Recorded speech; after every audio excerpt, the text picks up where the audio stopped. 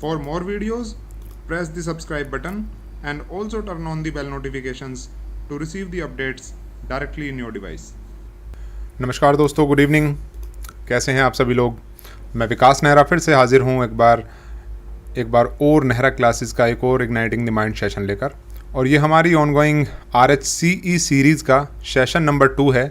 और आज के सेशन में हम बात करने वाले हैं एंसिबल इंट्रोडक्शन के बारे में, एंसिबल के बेनिफिट्स के बारे में, एंसिबल के आर्किटेक्चर के बारे में और एंसिबल और शेल स्क्रिप्टिंग के कंपैरिजन के बारे में। तो आज का जो सेशन है ये बहुत ज़्यादा इंपॉर्टेंट होने वाला है और मेरी आपसे रिक्वेस्ट रहेगी कि आप सेशन को पूरा देखिएगा। और अगर कहीं कोई डाउट आपको मन में आता है तो आप लाइव चैट के माध्यम से कमेंट करके मुझसे पूछ सकते हैं, लेकिन आप अपनी क्वेरीज़ को यहाँ पोस्ट कर पाएँ उसके लिए ज़रूरी है कि पहले से आपने हमारे चैनल को सब्सक्राइब कर रखा हो। तो अगर अभी तक आपने इस वीडियो को लाइक ना किया हो तो वीडियो को प्लीज़ लाइक कर दीजिएगा। चैनल पर नए हैं तो सब्सक्राइब करके बेल नोटिफिकेशन ऑन कर लीजिएगा ताकि आप अपनी क्वेरीज़ को भी पोस्ट कर पाएँ और आपको अपडेट्स भी मिलते रहें। तो सबसे पहले तो आप मुझे बताइए कि क्या आप मुझे सही से सुन पा रहे हैं या नहीं। और मैं देख पा रहा हूँ कि अभी हमारे साथ लगभग 20 लोग लाइव फीड में ऑलरेडी जुड़ चुके हैं। तो 2 मिनट के बाद हम सेशन को आगे बढ़ाएंगे। तब तक आप मुझे बताइए कि क्या आपको मेरी आवाज़ सुनाई दे रही है या नहीं। मैं आपके इनपुट्स का इंतज़ार कर रहा हूँ।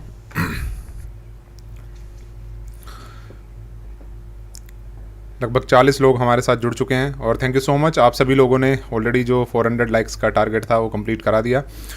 तो ऐसे ही आप आगे भी सपोर्ट बना के रखेंगे तो हम स्मूथली इस ट्रेनिंग को डिलीवर कर पाएंगे, वो भी फ्री ऑफ कॉस्ट।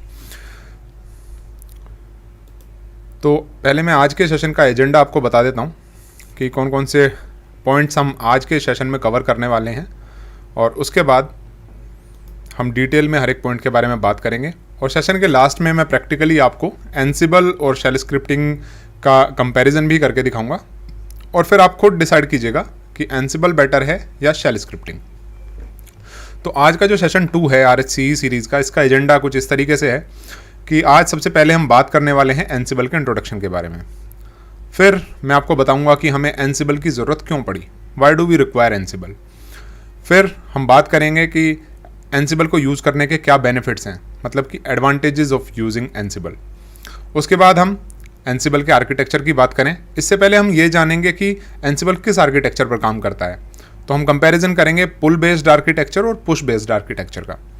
फिर क्योंकि एंसिबल जो है वो पुश बेस्ड आर्किटेक्चर पर काम करता है तो हम एंसिबल के आर्किटेक्चर को डिटेल में जानेंगे। फिर हम उन टर्म्स को जानेंगे जो हम एंसिबल के अंदर यूज़ करते हैं, क्योंकि इन टर्म्स से फैमिलियर होना हम सभी के लिए ज़रूरी है।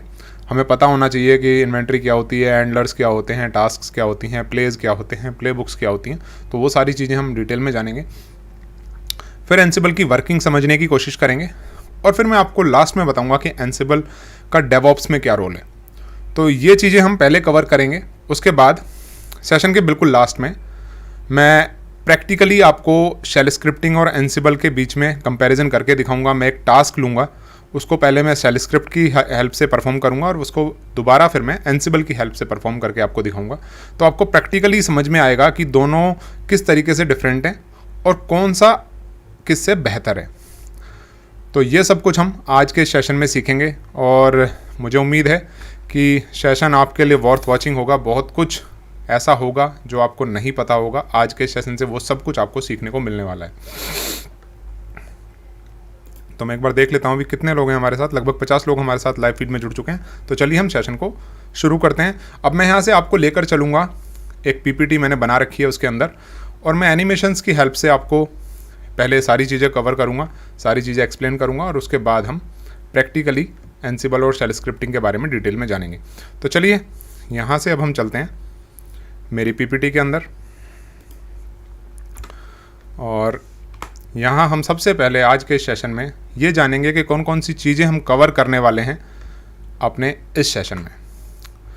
तो सबसे पहले हम आज एंसिबल का इंट्रोडक्शन लेंगे। उसके बाद हम जानेंगे कि एंसिबल की हमें ज़रूरत क्यों पड़ी। फिर हम जानेंगे कि एंसिबल को यूज़ करने के क्या क्या एडवांटेजेस हैं। फिर हम पुल बेस्ड और पुश बेस्ड आर्किटेक्चर का कंपैरिजन करेंगे। फिर हम एंसिबल के आर्किटेक्चर को डिटेल में समझेंगे। फिर हम उन टर्म्स के बारे में जानेंगे जो हम एंसिबल में यूज़ करते हैं। एंसिबल की वर्किंग के बारे में समझेंगे। एंसिबल का डेवऑप्स में क्या रोल है ये सीखेंगे। और उसके बाद जो अब टॉपिक्स में है आपको लेफ्ट हैंड साइड में शो कर रहा हूँ, ये आने वाले टाइम में हम कवर करने वाले हैं। तो आज सिर्फ एंसिबल का डेवऑप्स में रोल जो है, यहाँ तक के पॉइंट्स ही हम कवर करने वाले हैं, और उसके बाद मैं प्रैक्टिकली आपको शेल स्क्रिप्टिंग और एंसिबल का कंपैरिजन करके दिखाऊंगा। आने वाले सेशंस में इस ट्रेनिंग में आपको क्या क्या और मिलने वाला है उसका ओवरव्यू अब मैं आपको देने जा रहा हूँ। तो एंसिबल के कोर कंपोनेंट्स क्या होते हैं इनके बारे में जानेंगे नेक्स्ट सेशन में। फिर एंसिबल का इंस्टॉलेशन आने वाले टाइम में जो सेशंस मैं आपके लिए लेके आऊँगा उनमें हम एंसिबल का इंस्टॉलेशन सीखेंगे, एंसिबल एडहोक कमांड्स के बारे में जानेंगे, एंसिबल मॉड्यूल्स के बारे में जानेंगे, YML क्या है इसके बारे में जानेंगे, एंसिबल प्लेज के बारे में जानेंगे, एंसिबल प्लेबुक्स के बारे में जानेंगे और सीखेंगे कि कैसे हम YML की हेल्प से प्लेबुक्स को लिख सकते हैं कोई भी ऑटोमेशन जॉब परफॉर्म करने के लिए। एंसिबल कॉन्फ़िगरेशन फाइल्स को कैसे लिख सकते हैं उसको सीखेंगे, और RSCSA के जो टास्क हैं उनको हम कैसे एंसिबल की मदद से ऑटोमेट कर सकते हैं, ये वाली चीज़ भी हम सीखेंगे। फिर एंसिबल वॉल्ट क्या होता है इसके बारे में हम डिटेल में जानेंगे, एंसिबल रोल्स क्या होते हैं उनके बारे में डिटेल में पढ़ेंगे, और फिर हम लास्ट में बिल्कुल जब ये ट्रेनिंग कंप्लीशन की तरफ होगी एंसिबल गैलेक्सी के बारे में जानेंगे और वहाँ अपने रोल्स वगैरह को अपलोड करना सीखेंगे। तो ये एजेंडा है इस ट्रेनिंग का। आज के सेशन में हम बहुत सारे पॉइंट्स कवर करने वाले हैं, एंसिबल इंट्रोडक्शन से लेकर एंसिबल का डेवऑप्स में क्या रोल है वहाँ तक की चीज़ें आज हम कवर करने वाले हैं। उसके बाद जो ये बचे हुए टॉपिक्स हैं, क्योंकि हर एक टॉपिक अपने आप में एक पूरा मान के चलिए चैप्टर है और उसके अंदर बहुत सारी चीज़ें हैं, तो इनको हम आने वाले टाइम में दूसरे सेशंस में कवर करेंगे। तो सब कुछ हम आने वाले टाइम में यहाँ एंसिबल के बारे में डिटेल में जान जाएंगे। अब आप यहाँ देख पा रहे होंगे पिक्चर के अंदर भी कि एंसिबल क्या है। एंसिबल ऑटोमेशन के लिए यूज़ हो रहा है। यहाँ जो एडमिन कंसोल है वहाँ एक प्लेबुक है हमारे पास, और उसकी मदद से हम बहुत सारे ऑटोमेशन जॉब परफॉर्म कर सकते हैं, जैसे कि स्विच का कन्फिग्रेशन है, कोई डेटाबेस कन्फिग्रेशन मैनेजमेंट का काम हमें करना है, सिक्योरिटी कंप्लायंस से रिलेटेड कुछ चीज़ें हैं, तो वो सब कुछ हम यहाँ कर सकते हैं। अब एंसिबल के इंट्रोडक्शन के बारे में बात करते हैं और जानते हैं कि एंसिबल है क्या। जैसा कि मैंने आपको पिछले सेशन में भी बताया था, एंसिबल एक simple open source IT engine है जो कि ऑटोमेशन के लिए प्रयोग किया जाता है। अब यहाँ हम इसकी मदद से एप्लीकेशन का डिप्लॉयमेंट करते हैं, इंट्रा सर्विस ऑर्केस्ट्रेशन करते हैं। ऑर्केस्ट्रेशन क्या है वो मैं अभी आपको थोड़ी देर के बाद बताऊंगा। क्लाउड प्रोविजनिंग करते हैं और कई सारे दूसरे टूल्स हैं जिनके साथ हम एंसिबल यूज़ करते हैं। एंसिबल बहुत ही आसान है, ना केवल डिप्लॉय करना बल्कि इसको इस्तेमाल करना भी। और यहाँ कोई एजेंट्स या कस्टम सिक्योरिटी इंफ्रास्ट्रक्चर वगैरह हमें नहीं चाहिए, इसलिए एंसिबल को इम्प्लीमेंट करना भी ईजी है, उसको मैनेज करना भी ईजी है और उसको यूज़ करना भी ईजी है। एंसिबल जो है वो प्लेबुक्स का यूज़ करता है ऑटोमेशन जॉब्स को डिस्क्राइब करने के लिए, और जो प्लेबुक्स होती हैं वो YML में लिखी जाती हैं, यानी कि येट अनदर मार्कअप लैंग्वेज इसकी फुल फॉर्म होती है, और ये human readable data serialisation language होती है जिसमें हम अपनी भाषा में चीज़ों को मेंशन करते हैं। एंसिबल जो है वो मल्टी टीयर डिप्लॉयमेंट के लिए यूज़ किया जाता है।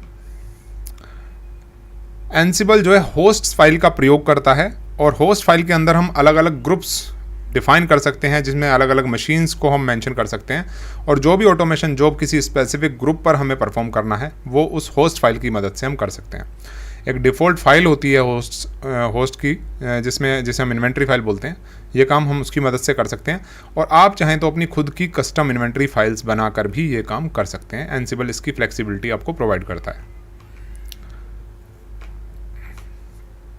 अब सवाल ये उठता है कि एंसिबल की हमें क्यों ज़रूरत पड़ी, why do we require Ansible. तो इसमें कुछ पॉइंट्स हम कवर करने वाले हैं, उनकी मदद से मैं आपको बताऊंगा कि क्यों हमें एंसिबल की ज़रूरत पड़ी। एंसिबल जो है वो ऑटोमेशन के लिए यूज़ होता है, और ये काफ़ी हद तक सिंप्लीफाई कर देता है रिपीटेटिव जॉब्स को, कॉम्प्लेक्स ऑपरेशंस को, और जो टेडियस वर्क था जिसमें काफ़ी ज़्यादा ह्यूमन एफर्ट और टाइम लगता था, उस सब काम को ये आसानी से ऑटोमेट कर देता है। जिस काम में पहले कई घंटे या कई दिन या कई महीने लगते थे, उसको फ्रैक्शन ऑफ मिनट्स या सेकंड्स में ये हमारे लिए परफॉर्म करके देता है। जैसे कि ऐसे समझिए कि आपके जो प्रोजेक्ट है या आपका जो ऑफिस है वहाँ आपके पास n नंबर ऑफ़ सर्वर्स हैं। सपोज कीजिए 5000 सर्वर्स हैं आपके पास, उनमें से 2000 सर्वर्स जो हैं वो लिनक्स पर चल रहे हैं। उनमें से 500 सर्वर्स ऐसे हैं जो प्रोडक्शन में यूज़ हो रहे हैं, और प्रोडक्शन वाले सर्वर्स पर आपको पैचिंग करनी है। तो वहाँ पैचिंग करने के लिए आपको क्या करना पड़ेगा, आपको पहले डाउन टाइम की ज़रूरत होगी। आप बाकायदा उसको चेंज में मेंशन करेंगे, एप्लीकेशंस को डाउन किया जाएगा, उतनी देर तक आपका प्रोडक्शन जो है वो या तो डाउन रहेगा या किसी दूसरे सर्वर से सर्विस दी जाएगी। और आप मैनुअली जब उस काम को करेंगे तो आपको या तो एक बहुत बड़ी टीम चाहिए, आपको 500 लोग चाहिए जो एक साथ उसको कर दें, या आपको अगर लिमिटेड लोग हैं तो आपको फिर जो डाउन टाइम है वो बहुत ज़्यादा चाहिए। तो यहाँ आपका बिजनेस भी अफेक्ट हो रहा है, आपको टाइम भी ज़्यादा लग रहा है, आपका ह्यूमन एफर्ट भी ज़्यादा लग रहा है। तो ये एक ऐसा जॉब है जो लगभग हर दूसरे तीसरे महीने आपको करना होता है। तो रेपिटेटिव जॉब है, होना ही है, कंप्लायंस की वजह से आपको पैचिंग करनी ही है। लेकिन यहाँ सारी चीज़ें, सारे रिसोर्सेज अच्छे से यूटिलाइज नहीं हो पा रहे, टाइम ज़्यादा लग रहा है, पैसा ज़्यादा खर्च हो रहा है, प्रोडक्शन डाउन हो रहा है, लोगों को वेट करना पड़ रहा है, जो डेवलपर है उसे भी वेट करना पड़ रहा है, जो एंड यूज़र है उसको भी वेट करना पड़ रहा है। लेकिन अगर यही काम आप एंसिबल की मदद से करते हैं तो with in fraction of minutes आप पैचेस अप्लाई कर सकते हैं, और आपको सारी मशीन्स में मैनुअली घुस के पैच लगाने की ज़रूरत नहीं है। आप एक ही सेंट्रल नोड से ये काम कर सकते हैं, प्लेबुक्स की हेल्प से, एडहोक कमांड्स की हेल्प से। तो यहाँ आपका जो रेपिटेटिव वर्क था वो ऑटोमेट हो गया, सिंप्लीफाई हो गया, जो कॉम्प्लेक्सिटीज़ थी वो रिड्यूस हो गई, और जो आपका डाउन टाइम था वो कम हो गया, ह्यूमन एफर्ट भी कम हो गया, और आपका प्रोडक्शन भी ज़्यादा देर तक हाल्ट नहीं रहा। तो इस वजह से एंसिबल की हमें रिक्वायरमेंट है, और एंसिबल इसीलिए लाया गया है। एंसिबल ओपन सोर्स है, टाइम भी बचाता है, ह्यूमन एफर्ट भी बचाता है, और बहुत आसानी से इम्प्लीमेंट किया जा सकता है। तो दूसरी इसकी ब्यूटी ये है। एंसिबल का जो आर्किटेक्चर है वो बिल्कुल सिंपल है, इफ़ेक्टिव है, और यहाँ जो इसके काम करने का तरीका है वो कुछ ऐसे है कि एक सेंट्रल नोड है जो बाकी मैनेज नोड्स हैं उनसे SSH के थ्रू कनेक्टेड है, और सेंट्रल नोड से ही स्मॉल प्रोग्राम हम पुश करके अपना काम कर लेते हैं। अब वो प्रोग्राम जो है प्लेबुक भी हो सकती है या कोई कमांड भी हो सकती है। एंसिबल का जो आर्किटेक्चर है वो पुश बेस्ड होता है, क्योंकि हम यहाँ उस प्रोग्राम को पुश कर रहे हैं सेंट्रल नोड से बाकी दूसरी नोड्स पर, और यहाँ किसी एजेंट की हमें नोड मशीन्स पर ज़रूरत नहीं होती है जो कि इनपुट्स का वेट कर रही हो सेंट्रल सर्वर से, जैसा कि पपेट या शेफ के केस में हमें देखने को मिलता है। वहाँ क्या होता है कि जो मैनेज नोड्स हैं, जिन मशीनों पर आपको ऑटोमेशन करना है, वो मशीनें जो हैं एक एजेंट्स को यूज़ करती हैं। वो एजेंट लगातार सेंट्रल सर्वर से कनेक्शन बना के रखता है और वेट कर रहा होता है कि कोई कमांड या कोई इनपुट मुझे आएगा सेंट्रल सर्वर से, तब मैं वो जॉब परफॉर्म करूँगा। लेकिन यहाँ इस तरह का कुछ नहीं है, कोई एजेंट या कोई टूल हम यूज़ नहीं कर रहे हैं क्लाइंट मशीन्स के अंदर। डायरेक्टली जो भी हमारा प्रोग्राम है हम उसको सेंट्रल सर्वर से पुश कर देते हैं, इसलिए इसका जो आर्किटेक्चर है वो पुश बेस्ड आर्किटेक्चर है। एंसिबल जो है वो SSH कनेक्शन का यूज़ करता है, तो इसके कई सारे बेनिफिट्स हैं। एक तो ये है कि जो कम्युनिकेशन है वो टोटली एनक्रिप्टेड है, सिक्योर है, जो मैन इन मिडिल अटैक है वो नहीं हो पाएगा। दूसरा रीज़न ये है कि आपको फायरवॉल्स वगैरह के अंदर अलग से रूल्स डिफाइन करने की ज़रूरत नहीं है, क्योंकि जनरली SSH हम इनेबल करके रखते हैं सारी मशीन्स के अंदर। यहाँ पे कोई अलग से आपको डीमन नहीं चाहिए, कोई स्पेशल सर्वर नहीं चाहिए, कोई लाइब्रेरी नहीं चाहिए। सिर्फ एक टेक्स्ट एडिटर की आपको ज़रूरत है, एक कमांड लाइन टूल की आपको ज़रूरत है, जिसकी हेल्प से आप ये सारा ऑटोमेशन जॉब परफॉर्म कर सकते हैं। अलग से कोई आपकी डिपेंडेंसीज नहीं है। एंसिबल का जो इंफ्रास्ट्रक्चर है उसको INI फाइल की हेल्प से डिस्क्राइब किया जाता है, और जो सारी इन्फॉर्मेशन है किसी भी मशीन की डिज़ायर्ड स्टेट के बारे में उनको ऑर्गेनाइज किया जाता है प्लेबुक्स में। तो ये एंसिबल की ब्यूटी है। इस वजह से एंसिबल हमें चाहिए कि हम यूज़ करें, एंसिबल की हमें इसलिए रिक्वायरमेंट है। अब आगे चलते हैं। अब बात कर लेते हैं कि क्या क्या एडवांटेजेस हैं। अब मैंने रिक्वायरमेंट के अंदर ही इसके एडवांटेजेस भी आपको हालांकि बता दिए हैं, लेकिन फिर से एक बार यहाँ कुछ बहुत सारे पॉइंट्स हैं जो मैं आपको अलग से डिफाइन करना चाहूँगा। सबसे पहला इसका जो एडवांटेज है वो ये है कि ये एजेंटलेस है। यहाँ कोई अलग से आपको टूल या एजेंट नहीं चाहिए क्लाइंट मशीन के अंदर। तो अलग से आपको क्लाइंट मशीन में जब आप एंसिबल को सेटअप कर रहे हो, क्लाइंट मशीन्स में लॉगिन करने की ज़रूरत नहीं पड़ती है। वहाँ कुछ रूल्स या कुछ टूल्स को डिफाइन करने की ज़रूरत नहीं पड़ती है। इसकी ऐसा होने की वजह से, क्योंकि यहाँ ये एजेंटलेस है, जो इंस्टॉलेशन है वो क्लीन रहता है, और यहाँ कोई कॉन्फ्लिक्ट्स या कोई डिपेंडेंसीज वगैरह या कोई कॉम्प्लेक्सिटीज़ वगैरह हमें नहीं देखने को मिलती हैं। एंसिबल जो है वो सिंपल है और यहाँ ये YML का यूज़ करता है प्लेबुक्स को लिखने के लिए। YML एक human readable data serialisation language होती है और इसके लिए आपको कोई कोडिंग स्किल की ज़रूरत नहीं होती। भले ही आपको कोडिंग ना आती हो, उसके बावजूद भी आप प्लेबुक्स लिख सकते हैं, ये इसकी ब्यूटी है। अब जैसे कि सपोज कीजिए आपको कोई प्रोग्राम लिखना है, आपको सी में लिखना है तो आपको सी की नॉलेज होनी चाहिए, जावा में लिखना है, पाइथन में लिखना है तो आपको उस प्रोग्रामिंग लैंग्वेज को की नॉलेज होनी चाहिए, उसमें आपको पता होना चाहिए कि कैसे आप डिफ़ाइन करते हैं चीज़ों को। यहाँ आपको वो सारी स्किल्स नहीं भी अगर आती हों तो भी आप प्लेबुक्स लिखना सीख सकते हैं। एंसिबल बहुत ही पावरफुल और फ्लेक्सिबल है। पावरफुल इसलिए है क्योंकि एक छोटे से छोटे टास्क से लेकर एक बड़े से बड़ा टास्क इसकी मदद से हम परफॉर्म कर सकते हैं, हम ऑटोमेट कर सकते हैं। और फ्लेक्सिबल इसलिए क्योंकि यहाँ वाइड वैरायटी ऑफ ऑप्शंस हमें मिलती हैं। किसी भी काम को जो हम करना चाहें उसको हम एंसिबल के थ्रू कर सकते हैं। कुछ काम तो ऐसे हैं जो हम सिर्फ एडोब कमांड से ही कर सकते हैं, कुछ काम ऐसे हैं जिनको हम प्लेबुक की हेल्प से भी कर सकते हैं। तो एंसिबल जो है पावरफुल है और ये आपको कैपेबल बनाता है कि आप जो है जो भी जितना बड़ा चाहे कॉम्प्लेक्स आईटी वर्कफ्लो हो उसको आसानी से मॉडल कर पाएँ, उसको ऑटोमेट कर पाएँ। बहुत ही ज़्यादा एफिशिएंट है। यहाँ कोई अलग से आपको सॉफ्टवेयर अपने सर्वर पर या क्लाइंट मशीन्स में नहीं चाहिए और इसका मतलब ये है कि आपके पास अपनी एप्लीकेशंस के लिए ज़्यादा रिसोर्सेज अवेलेबल होंगे। आपका स्टोरेज जो है वो खाली रहेगा, आपकी रैम खाली रहेगी, आपके सीपीयूज खाली रहेंगे। एंसिबल अलग से बर्डन नहीं डालेगा आपकी मशीन्स के अंदर। एंसिबल ओपन सोर्स है और सबसे ज़्यादा पावरफुल टूल है जिसको कि डेवऑप्स में यूज़ किया जाता है। सिक्योर है। सिक्योरिटी की अगर हम बात कर लें तो क्योंकि ये SSH कनेक्शंस का यूज़ करता है और SSH जो है वो एनक्रिप्टेड रहता है, सिक्योर रहता है, तो इसलिए एंसिबल सिक्योर माना जाता है। आसानी से इस्तेमाल किया जा सकने वाला टूल है, इजी टू यूज़ है। आप इसकी मदद से आसानी से कॉम्प्लेक्स इंफ्रास्ट्रक्चर सॉल्यूशंस को कॉन्फ़िगर कर सकते हैं और अपना काम ऑटोमेट कर सकते हैं, अपना जॉब ऑटोमेट कर सकते हैं। अब हम आगे चलते हैं। अब बात कर लेते हैं आर्किटेक्चर के बारे में, लेकिन उससे पहले हम ये जानते हैं कि जो दो तरह के आर्किटेक्चर्स होते हैं जनरली टूल्स के, एक होता है पुल बेस्ड, दूसरा होता है पुश बेस्ड। ये दोनों कैसे काम करते हैं, तो पहले बात कर लेते हैं पुल बेस्ड आर्किटेक्चर्स की।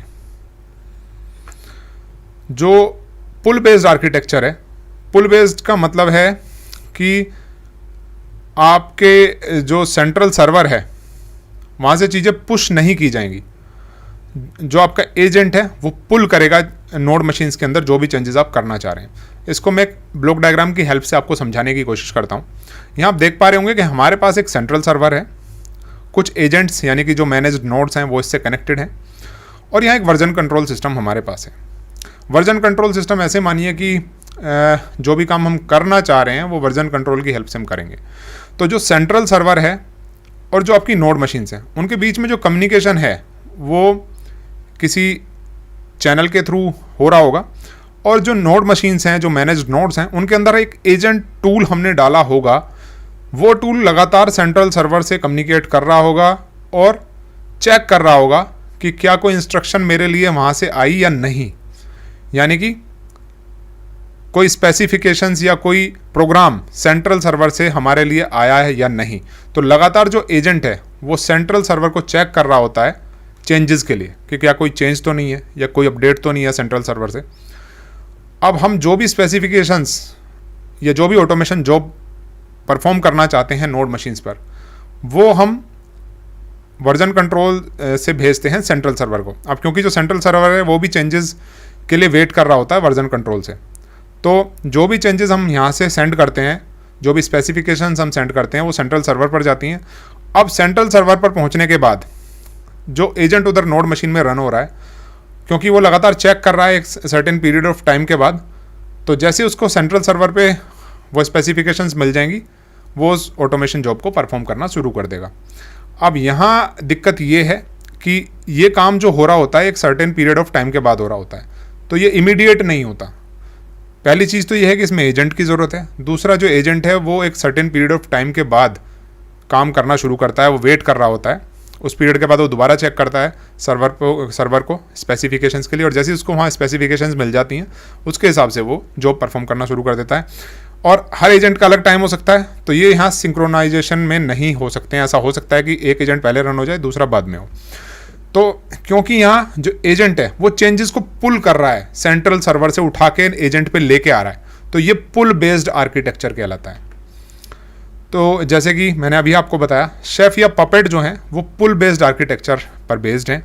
यहाँ आपको सर्वर के अंदर भी कॉन्फ़िगरेशन करना होता है और क्लाइंट मशीन्स के अंदर भी जो एजेंट है उसका इंस्टॉलेशन करना होता है इस तरह के टूल्स के अंदर।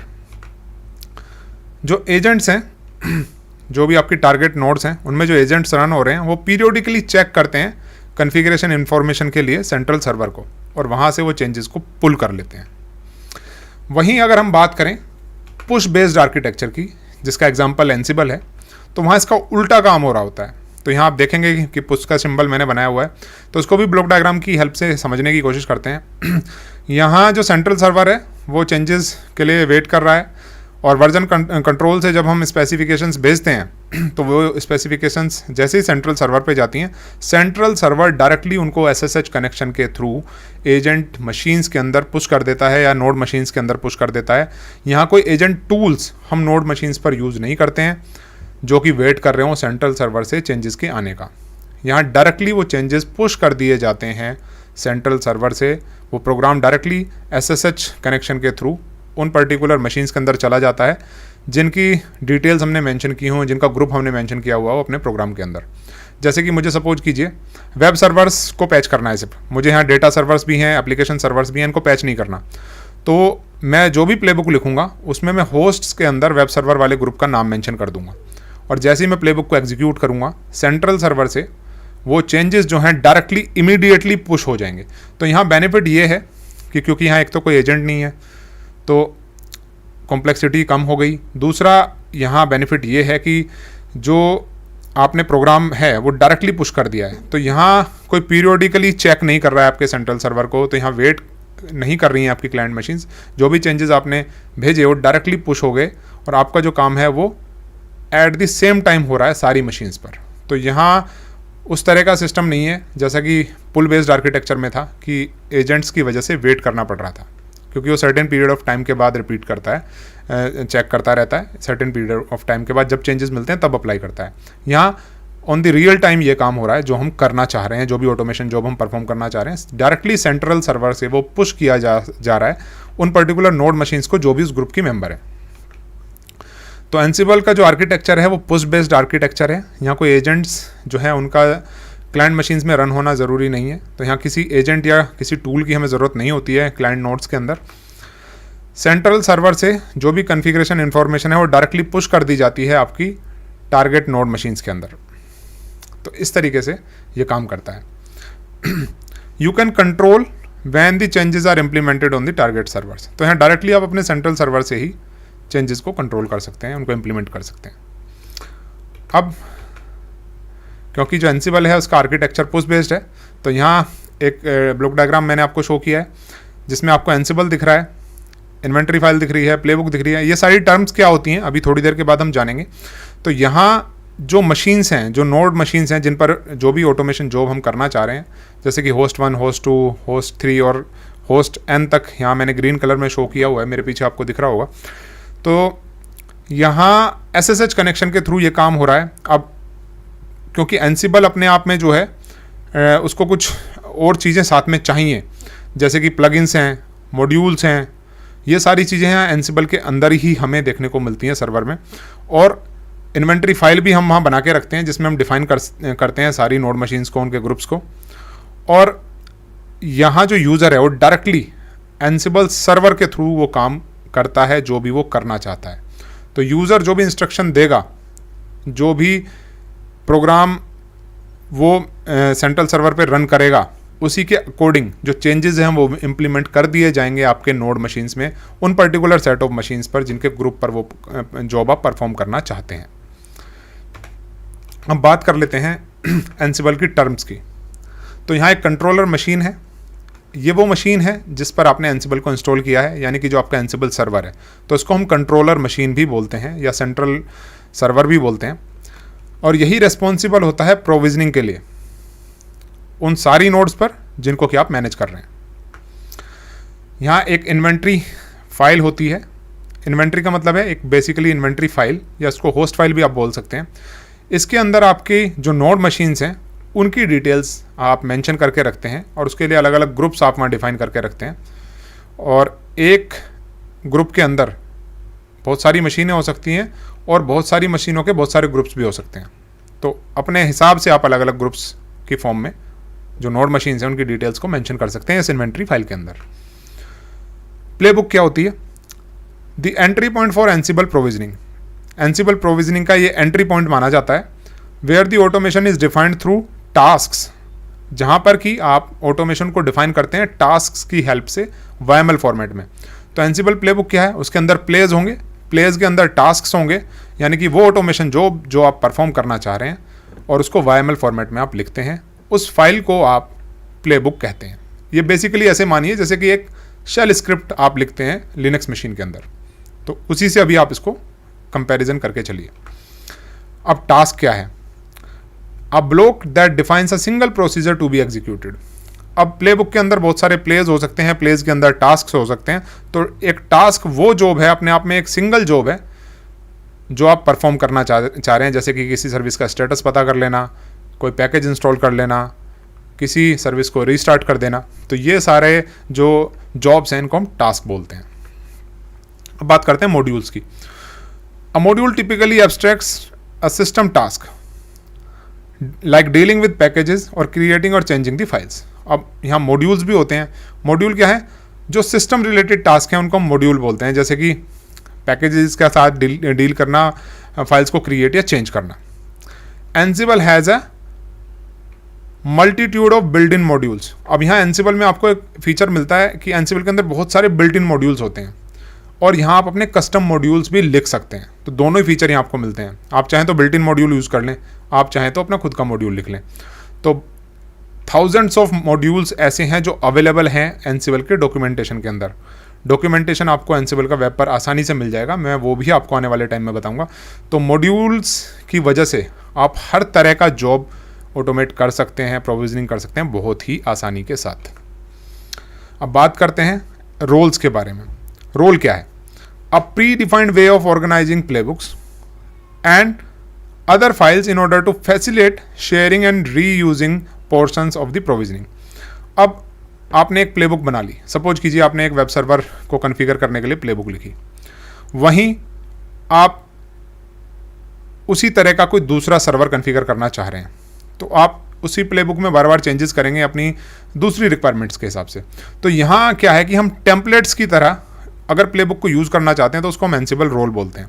तो यहाँ प्री डिफाइंड ऑर्गेनाइज प्लेबुक्स होती हैं आपके पास, जो आप क्रिएट कर सकते हैं और उनको शेयर कर सकते हैं दूसरे यूज़र्स के साथ, जो उसमें चेंजेस करके अपने काम को कर पाएँ।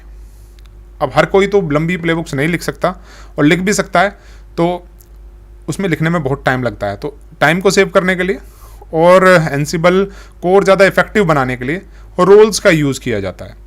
तो आप एज अ टेम्पलेट अपनी प्लेबुक को यूज़ कर सकते हैं, बाकी फर्दर उसमें चेंजेस करने के बाद उसको यूज़ कर सकते हैं किसी भी ऑटोमेशन जॉब के लिए। अब बात करते हैं प्ले की, कि प्ले क्या है। प्ले क्या होता है? जैसे कि ड्रामा। तो अब provisioning executed from start to finish is called a play. Play किसको बोलेंगे? अगर आपने नाटक देखा हो, कोई आता है, एक्टर एक्टिंग करता है, अपना जो भी उसका रोल है उसको परफॉर्म करके चला जाता है। तो जब वो स्टेज पे एंट्री करता है, वहाँ से आने से लेके और जब तक पर्दा गिरता है उसके जाने के बाद, ये पूरा काम जो है ये प्ले कहलाता है। इसी तरीके से एंसिबल में भी जब आप कोई ऑटोमेशन जॉब परफॉर्म करते हैं, तो जब से उसकी प्रोविजनिंग करने के लिए इसका एग्जीक्यूशन हुआ, उस टाइम से लेके जब तक ये फिनिश हुआ, उसको हम प्ले बोलते हैं। जैसे कि किसी प्लेबुक का एग्जीक्यूट होना, तो जब से आपने प्लेबुक को एग्जीक्यूट किया और जब तक वो फिनिश हुई, उस पूरे ड्यूरेशन को हम बोलेंगे एंसिबल प्ले। फिर फैक्ट्स की बात करते हैं। फैक्ट्स क्या होते हैं? फैक्ट्स वो ग्लोबल वेरिएबल्स होते हैं जिनके अंदर सिस्टम के बारे में जानकारी होती है, जैसे कि नेटवर्क इंटरफेसेस या ऑपरेटिंग सिस्टम्स, तो उनको हम फैक्ट्स बोलते हैं। अब हैंडलर्स नाम की भी एक चीज़ होती है इनमें, जो प्लेबुक्स में हम यूज़ करते हैं। Use to trigger service status change like restarting और stopping a service. Generally services को मैनेज करने के लिए हम हैंडलर्स का यूज़ करते हैं। इनकी मदद से हम सर्विस का स्टेटस चेंज कर सकते हैं, जैसे कि किसी सर्विस को रीस्टार्ट कर देना या स्टॉप कर देना या स्टार्ट कर देना। तो सर्विस को मैनेज करने के लिए हैंडलर्स का प्रयोग किया जाता है। अब एंसिबल काम कैसे करता है? अब यहाँ एक सेंट्रल सर्वर या कंट्रोल सर्वर या इसको मैनेजमेंट नोड आप कह सकते हैं, जो आपको सेंटर में दिख रही होगी। इससे अटैच्ड बहुत सारी नोड मशीन्स हो सकती हैं जो कि SSH कनेक्शन के थ्रू इससे कनेक्टेड है। इन्वेंट्री फाइल इसके अंदर हम बना के रखते हैं जब हम एंसिबल को इंस्टॉल करते हैं। उसके बाद इस फाइल के अंदर हम जितने भी होस्ट्स हमारे एनवायरनमेंट में हैं उनकी एंट्रीज करते हैं, उनको अलग अलग ग्रुप्स में डिफाइन करते हैं। और जब कोई ऑटोमेशन जॉब हम परफॉर्म करते हैं तो उसके लिए हम प्लेबुक का प्रयोग करते हैं। तो प्लेबुक हम अपनी इस मशीन पे बनाएंगे, और अगर इस पे नहीं बना रहे हैं तो कहीं दूसरी जगह बनाकर इस पे कॉपी करेंगे और फिर उस प्लेबुक को एग्जीक्यूट करेंगे। तो उस प्लेबुक के अंदर पूरी इन्फॉर्मेशन होगी कि इस प्लेबुक को क्यों बनाया गया, उसका नाम क्या है, कौन से ग्रुप्स पर ये प्लेबुक एग्जीक्यूट होनी है, उनमें क्या क्या जॉब इसको परफॉर्म करने हैं। जैसे कि सपोज कीजिए मैं यहाँ सिर्फ होस्ट नंबर 2 जो कि B ग्रुप में है उस पर वेब सर्वर का इंस्टॉलेशन करना चाहता हूँ HTTPD का। तो मैं प्लेबुक लिखूँगा, मैं उसमें बाकायदा होस्ट वाले फील्ड में होस्ट 2 मेंशन करूँगा, प्लेबुक को नाम असाइन करूँगा। सबसे पहले उस प्लेबुक में HTTPD के पैकेज को इंस्टॉल करने के लिए वहाँ टास्क मेंशन करूँगा। उसके बाद सर्विस स्टार्ट करूँगा, कॉन्फ़िगरेशन फाइल के अंदर चेंजेस करूँगा, फायरवॉल के लिए वहाँ रूल डिफाइन करूँगा। उसके बाद सर्विस को रिस्टार्ट करूँगा। तो वो सारी चीज़ें करने के बाद जब प्लेबुक मेरी कंप्लीट हो जाएगी, उस प्लेबुक को मैं एग्जीक्यूट करूँगा ansible-playbook कमांड का यूज़ करते हुए। वो प्लेबुक जब यहाँ से एग्जीक्यूट होगी, SSH कनेक्शन का यूज़ करते हुए वो प्रोग्राम जाएगा होस्ट 2 के अंदर और वहाँ ये सारे टास्क परफॉर्म किए जाएंगे, जैसे कि शेल स्क्रिप्ट्स की मदद से हम करते हैं। और उसी तरीके से पूरी प्रोविजनिंग हमें करके दी जाएगी। तो इस तरीके से एंसिबल काम करता है। अब ये जो काम हमने किया, अब यहाँ आप ऐसे मान के चलिए कि जो प्लेबुक थी उससे जो स्पेसिफिकेशंस गई सेंट्रल सर्वर के थ्रू होस्ट 2 मशीन तक, तो जो सेंट्रल सर्वर है उससे प्रोग्राम पुश हुआ नोड मशीन 2 के अंदर, और यहाँ इसी वजह से ये पुश बेस्ड आर्किटेक्चर पर बेस्ड है। अब आगे चलते हैं। अब बात करते हैं एंसिबल के रोल के बारे में कि डेवऑप्स में एंसिबल का क्या रोल है। अब डेवऑप्स का मतलब क्या आपको पता ही होगा, डेवलपमेंट प्लस ऑपरेशंस। अब यहाँ बहुत सारे टूल्स हम यूज़ करते हैं अलग अलग टास्क के लिए, जैसे कि टेस्टिंग के लिए अलग होते हैं, बिल्ड एनवायरनमेंट के लिए अलग होते हैं, कोडिंग के लिए अलग होते हैं, रिलीज़ के लिए अलग होते हैं। बहुत सारे टूल्स हम यहाँ डेवऑप्स में यूज़ करते हैं। एंसिबल जो है एक पॉपुलर कॉन्फ़िगरेशन मैनेजमेंट टूल है जिसका एक की रोल है डेवऑप्स के अंदर। It is used in IT infra to automate the deployment, configuration and management of software applications and systems. Ansible को IT infra के अंदर डिप्लॉयमेंट के लिए, कन्फिग्रेशंस करने के लिए और सॉफ्टवेयर्स और सिस्टम्स को मैनेज करने के लिए प्रयोग किया जाता है। ऑर्केस्ट्रेशन भी इसकी मदद से करते हैं। ऑर्केस्ट्रेशन क्या है मैं भी आपको थोड़ी देर के बाद बताऊंगा, तब आपको ऑर्केस्ट्रेशन के बारे में समझ में आएगा। अब यहाँ एंसिबल और क्या क्या करता है। अब एंसिबल जो है वो इंफ्रास्ट्रक्चर एज अ कोड काम करता है। Ansible enables you to define your infrastructure as a code. Ansible की मदद से आप अपने इंफ्रास्ट्रक्चर को एज अ कोड इनेबल कर सकते हैं। इसका मतलब ये है कि आप प्लेबुक्स का प्रयोग कर सकते हैं और डिफाइन कर सकते हैं कि जो आपका इंफ्रास्ट्रक्चर है उसको आप कैसे कन्फिगर या मैनेज करेंगे। This enables you to version control your infrastructure. इसकी मदद से आप अपने इंफ्रास्ट्रक्चर का वर्जन कंट्रोल कर पाएंगे, चेंजेस पर कोलैबोरेट कर पाएंगे और ऑटोमेट कर पाएंगे इंफ्रास्ट्रक्चर के अंदर डिप्लॉयमेंट में होने वाले चेंजेस को। एंसिबल की मदद से आप कॉन्फ़िगरेशन मैनेजमेंट करते हैं। तो एंसिबल जो है वो आपकी मदद करता है बहुत सारे जॉब्स में उनको ऑटोमेट करने में, जैसे कि सर्वर्स का कॉन्फ़िगरेशन, नेटवर्क्स का कॉन्फ़िगरेशन या किसी दूसरी डिवाइसेस का configuration. This includes tasks such as installing, configuring softwares, updating configurations and managing users and permissions। तो इस तरह के जॉब्स आप ऑटोमेट कर सकते हैं कॉन्फ़िगरेशन मैनेजमेंट के अंदर अगर आप एंसिबल यूज़ करते हैं डेवऑप्स में। और जानते हैं कंटिन्यूस डिप्लॉयमेंट के लिए भी एंसिबल का यूज़ किया जाता है डेवऑप्स में। Ansible can help automate the deployment of new release और changes to the production environment. Production environment में न्यू रिलीजेस के लिए, चेंजेस के लिए आप ताकि उसको ऑटोमेट करके उस प्रोसेस को फास्ट कर पाएँ, इसलिए आप एनसिबल का यूज़ करते हैं। This can help reduce the risk of errors and increase the speed at which changes can be diploid. एनसिबल को यहाँ यूज़ करने से एक तो आपके जो एरर्स के आने का खतरा है वो कम हो जाता है और आपका जो डिप्लॉयमेंट है उसकी स्पीड काफ़ी हद तक बढ़ जाती है। अब बात करते हैं ऑर्केस्ट्रेशन के बारे में। Ansible can help orchestrate the deployment and configuration of multiple systems, making it easier to manage complex systems and infrastructure. Ansible की मदद से आप आसानी से deployment and configuration multiple systems का अगर आप करना चाह रहे हैं उसको ऑर्केस्ट्रेट कर सकते हैं, उसको और ज़्यादा आसान बना सकते हैं। वो सारे जो कॉम्प्लेक्स सिस्टम्स और इंफ्रास्ट्रक्चर आपके पास हैं जो कि मुश्किल हैं, उनको आसानी से इजी वे में हैंडल कर सकते हैं। अब यहाँ जो ऑर्केस्ट्रेशन है उसका मीनिंग मैंने आपको बताया, मैं अभी थोड़ी देर के बाद बताऊंगा, तब आपको डिटेल में समझ में आ जाएगा कि ऑर्केस्ट्रेशन क्या है। एनसिबल is also used for monitoring. एनसिबल की मदद से आप मॉनिटरिंग भी कर सकते हैं और यहाँ आप सेटअप और कॉन्फ़िगरेशन को मॉनिटर कर सकते हैं एनसिबल की मदद से, और अलर्ट्स वगैरह को भी प्री डिफाइंड कंडीशंस के हिसाब से ट्रिगर कर सकते हैं, ताकि आप को अगर कोई इशू आना हो तो उससे पहले ही आपके पास अलर्ट आ जाए। जैसे कि सपोज कीजिए आपके सर्वर का फाइल सिस्टम फुल होने लग रहा है, तो उसके लिए आपके पास अलर्ट एक थ्रेशोल्ड अगर आपने सेट कर दिया कि जैसे कि 70% अगर फाइल सिस्टम ऑक्यूपाई हो रहा है तो आपके पास अलर्ट जनरेट हो जाए, इससे पहले कि ऐसा ना हो कि 100% फुल और आपका जो सर्वर है वो डाउन हो जाए। तो आपने एक यहाँ कह सकते हैं कि थ्रेशोल्ड सेट कर दिया, उस थ्रेशोल्ड के हिसाब से आपके पास अलर्ट भेज देगा एनसिबल, ताकि आप उसको समय रहते फिक्स कर लें। तो मॉनिटरिंग के लिए भी एनसिबल यूज़ होता है, इसलिए इसका बहुत बड़ा रोल है डेवऑप्स के अंदर। अब मैंने आपको बताया कि ऑर्केस्ट्रेशन क्या है, इसके बारे में अब डिटेल में जान लेते हैं कि ऑर्केस्ट्रेशन क्या है। अब मैं पहले आपको यहाँ से लेके चलता हूँ मेरे मोबाइल एक्सटर्म की स्क्रीन पर, और यहाँ 3 मशीनें मेरे पास हैं। ये जो मशीन अभी आपको यहाँ दिख रही है जिसका आईपी एड्रेस है 192.168.1.5, ये हमारा एनसिबल कंट्रोल नोड है या एनसिबल सर्वर है।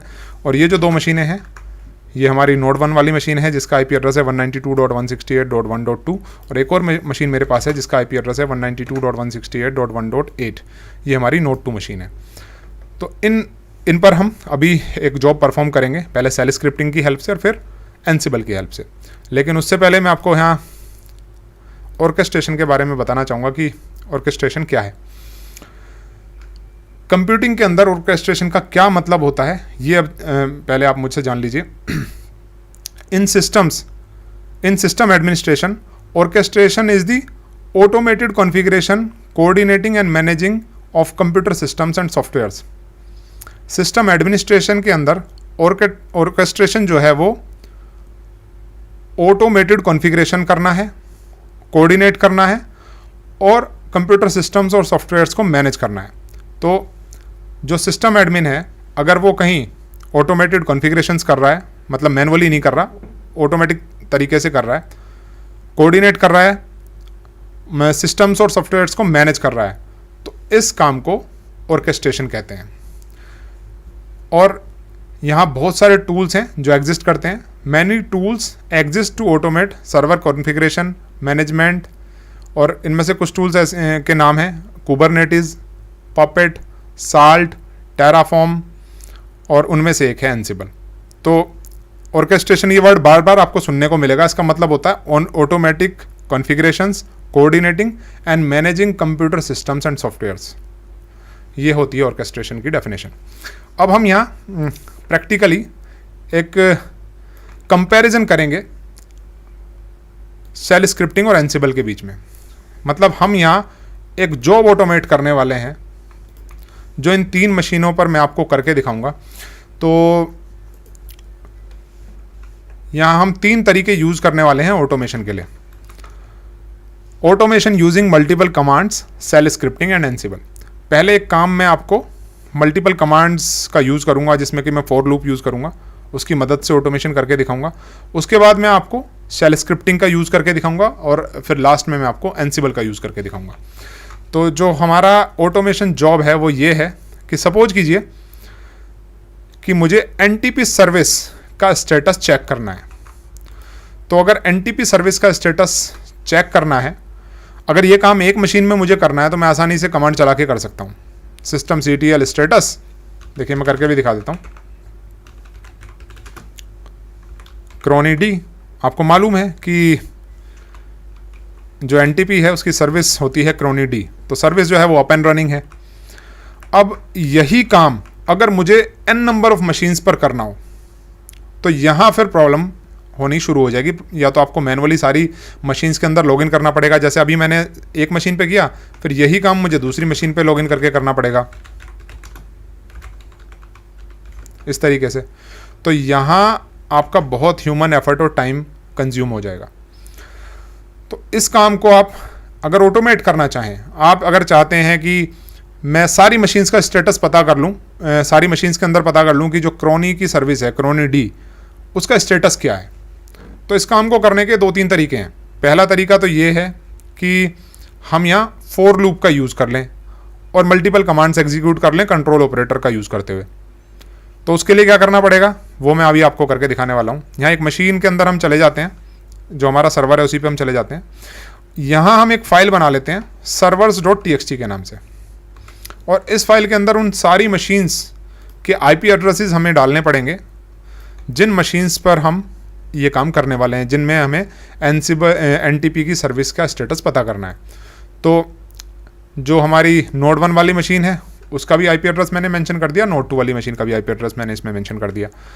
अब ऐसी अगर 100 मशीनें हैं जिन पर आपको चेक करना है तो उन 100 मशीनों का आपको यहाँ IP एड्रेस मेंशन करना होगा। उसके बाद हम यहाँ फॉर लूप का प्रयोग करेंगे। तो फॉर लूप और कंट्रोल ऑपरेटर्स आप यहाँ यूज़ करेंगे, तो आप लिखेंगे फॉर आई इन और बैकटिक्स के अंदर लिखेंगे कैट सर्वर्स, यानी कि कैट सर्वर्स का मतलब है कि फाइल को ओपन करिए और उसके अंदर जो भी IP एड्रेसेस हैं आई में वो वैल्यू जाके स्टोर हो जाए जो भी उस सर्वर के IP एड्रेस की वैल्यू है। उसके बाद मैंने यहाँ सेमीकोलन लगाया है ब्रेक के लिए। उसके बाद नेक्स्ट जो कमांड मैं यहाँ मेंशन करूँगा वो एग्जीक्यूट होगी। तो फिर हमें SSH करना पड़ेगा ऑब्वियसली, तो हम यहाँ करेंगे डू SSH। अब यहाँ आपको एक चीज़ और है, आपको पासवर्डलेस SSH करना पड़ेगा।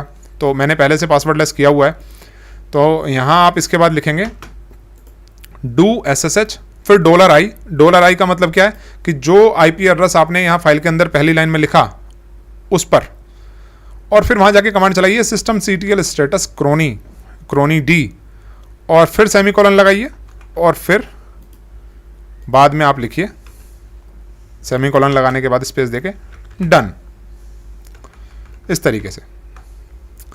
और जैसे ही आप एंटर प्रेस करेंगे तो यहाँ से क्या काम होगा, यहाँ से पहले ये फाइल ओपन होगी बैकएंड साइड पे टर्मिनल में servers.txt, जो उसमें पहली IP एड्रेस की एंट्री है वो वैल्यू जाके आई वेरिएबल में स्टोर हो जाएगी। फिर उस आई वेरिएबल की हेल्प से SSH किया जाएगा रूट यूज़र से उस मशीन के अंदर, वहाँ कमांड चलाई जाएगी system CTL status chrony d, output screen पे आ जाएगा, डन करेगा, वापस आ जाएगा, फिर दूसरी मशीन पे जाएगा, और यहाँ पासवर्डलेस ऑथेंटिकेशन हमने करके रखा है रूट यूज़र के लिए पहले से, तब ये काम होगा। तो चलिए मैं करके दिखाता हूँ। देखिए अब यहाँ इसने हमें फटाफट आउटपुट दे दिया दोनों ही मशीन्स के अंदर। देखिए जैसे मैंने कमांड चलाई, जो पहली मशीन है इस पर लॉगिन किया गया, कमांड एग्जीक्यूट की गई system CTL status chrony d, और उसके बाद यही काम किया गया दूसरी मशीन में जाके। तो सर्विसेज का स्टेटस हमने चेक कर लिया दोनों ही मशीन्स में। अब ये तो आसान सा काम था।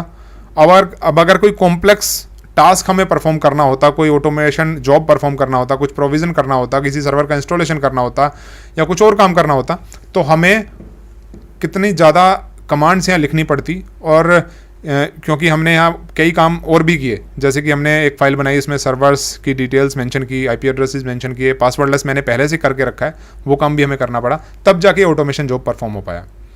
वहीं अगर हम इस काम को किसी स्क्रिप्ट की हेल्प से करना चाहें तो कैसे करेंगे, वो मैं अब आपको करके दिखाने वाला हूँ। तो यहाँ हम एक स्क्रिप्ट बना लेते हैं VI एडिटर का प्रयोग करते हुए script.sh के नाम से। सबसे पहली लाइन बैश स्क्रिप्ट के अंदर हम लिखते हैं /bin/bash हैशबैंग लगा के। उसके बाद जो कमांड हम एग्जीक्यूट करने वाले हैं वो हम यहाँ मेंशन कर देते हैं system CTL status chrony d, और उसके बाद इस फाइल को सेव कर लेते हैं। अब हमने यहाँ एक फ़ाइल बना ली है script.sh के नाम से, इसके अंदर हमने कमांड मेंशन कर दी है। अब अगर हमें इसी मशीन पर स्टेटस चेक करना है तो हम इसको एग्जीक्यूट कर देंगे सिंपली तो सर्विस का स्टेटस हमें पता चल जाएगा। लेकिन यहाँ पहले हमें इस फाइल को एग्जीक्यूटेबल बनाना होगा। उसके लिए chmod +x और script.sh हम लिखेंगे ताकि यहाँ जो एग्जीक्यूट परमिशन है वो इस फाइल पर अप्लाई हो जाए। अब इसके बाद हमें इस फाइल को एग्जीक्यूट करना पड़ेगा।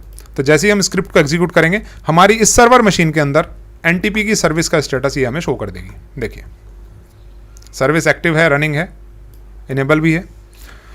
अब यही काम अगर हमें n नंबर ऑफ मशीन्स पर करना हो, तो यहीं से इस स्क्रिप्ट को अगर हमें रन करना हो वहाँ दूसरी मशीन्स में, तो हमें यहाँ क्या करना पड़ेगा? हमें या तो इस स्क्रिप्ट को वहाँ कॉपी करना पड़ेगा हर एक मशीन में मैनुअली और वहाँ जाके इसको एग्जीक्यूट करना होगा, या इस स्क्रिप्ट के अंदर हमें फिर वो पिछली कमांड लिखनी होगी जो हमने ऑटोमेशन जॉब परफॉर्म किया था फॉर लूप की हेल्प से, और हमें पासवर्डलेस ऑथेंटिकेशन करके रखना होगा। हमें एक फाइल के अंदर पूरी डिटेल्स मेंशन करनी होंगी उन सारी मशीन्स की जहाँ हम ये काम करना चाहते हैं।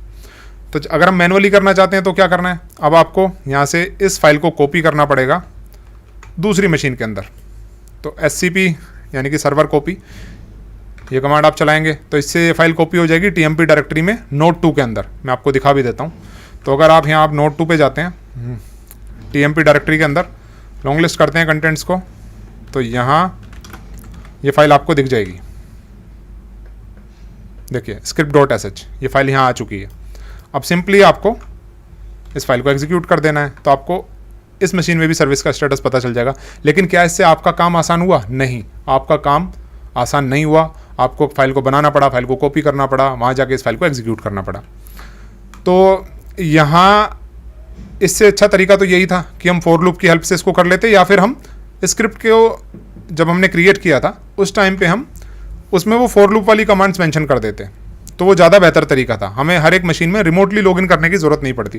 तो हमने यहाँ जो फॉर लूप वाली कमांड्स चलाई थी उन्हीं को हम यहाँ से कॉपी कर लें और दोबारा से इस script.sh वाली फाइल के अंदर चले जाएं, और यहाँ हमने जो ये स्टेटस वाली कमांड लिखी है इसको हटा दें, और यहाँ जो फॉर लूप वाली कमांड है वो हम यहाँ मेंशन कर दें और फाइल को सेव कर दें। अब हम अगर दोबारा से इस स्क्रिप्ट को एग्जीक्यूट करते हैं तो ये सारी मशीन्स का स्टेटस हमें शो कर देगी। देखिए, तो ये तरीका है कि आप चाहें तो फॉर लूप के साथ कमांड्स यूज़ कर लें, चाहे तो स्क्रिप्ट लिख लें। अब मैं यही काम आपको एनसिबल की मदद से करके दिखाना चाहता हूँ। अब आप ध्यान से देखिएगा। अब एनसिबल से इस काम को करने के दो तरीके आपके पास हैं। या तो आप एनसिबल एडहोक कमांड का यूज़ कर लें, या फिर अब आप एनसिबल प्लेबुक का यूज़ कर लें। अब एनसिबल को कैसे मैंने यहाँ डिप्लॉय किया हुआ है वो मैं आपको आने वाले टाइम में बताऊँगा। मैं ऑलरेडी एनसिबल का इंस्टॉलेशन करके रख चुका हूँ अपनी इस मशीन के अंदर। तो आने वाले टाइम में आपको सीखने को मिलेगा कि कैसे आप एनसिबल का इंस्टॉलेशन करेंगे और कैसे क्लाइंट मशीन्स को उसके साथ अटैच करेंगे। तो पहले हम ये काम करने वाले हैं एनसिबल एडहोक कमांड की मदद से।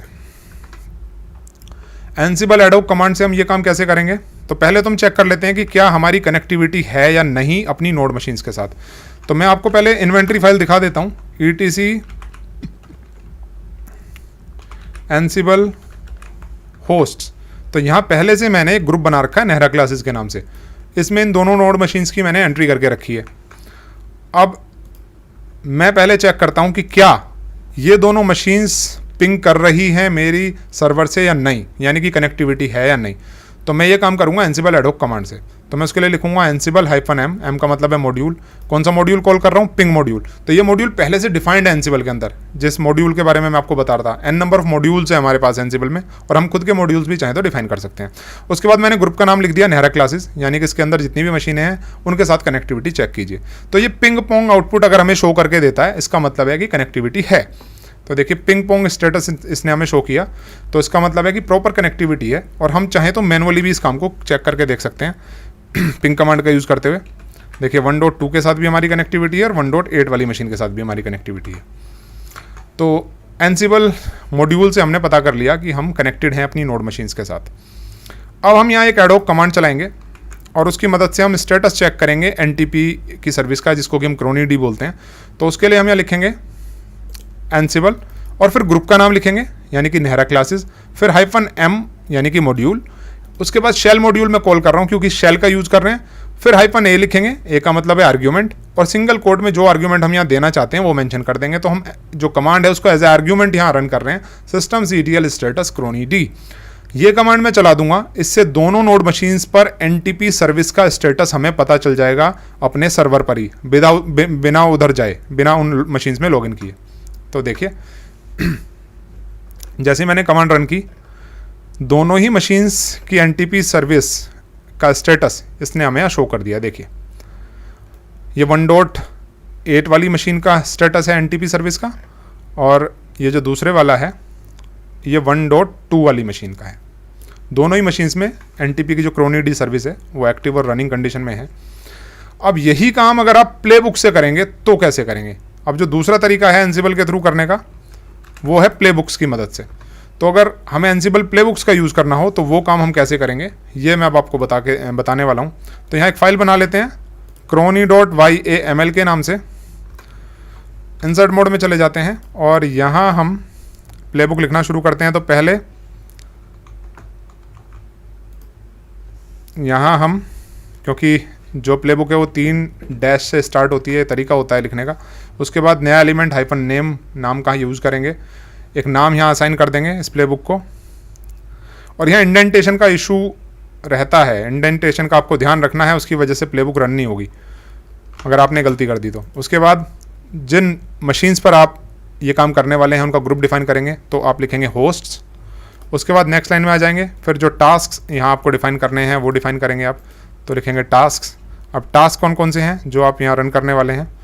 तो पहला टास्क हमारा है सर्विस का स्टेटस पता करना, तो इसको एक नाम दे देते हैं, चेकिंग सर्विस स्टेटस। फिर नेक्स्ट लाइन में चले जाएंगे। अब हम यहाँ कमांड यूज़ करने वाले हैं, तो हम यहाँ कमांड मॉड्यूल को कॉल करेंगे इस तरीके से, और यहाँ हम आइटम डिफाइन कर रहे हैं, सर्विस सिस्टम CTL स्टेटस और आइटम। आइटम का मतलब है कि जिन जिन सर्विसेज का हम स्टेटस चेक करना चाह रहे हैं उनका नाम हम लिस्ट की फॉर्म में यहाँ मेंशन कर सकते हैं। तो उसके लिए हमें यहाँ एक ऑप्शन होता है विद आइटम्स नाम का, वो कॉल करना होता है, और उसमें हम जो भी सर्विस, एक सर्विस नहीं मल्टीपल सर्विसेज के लिए करना चाहें वो भी कर सकते हैं। तो हम यहाँ उन सभी का नाम मेंशन कर देंगे। तो मुझे क्रोनी का करना है तो मैं क्रोनी डी लिख देता हूँ।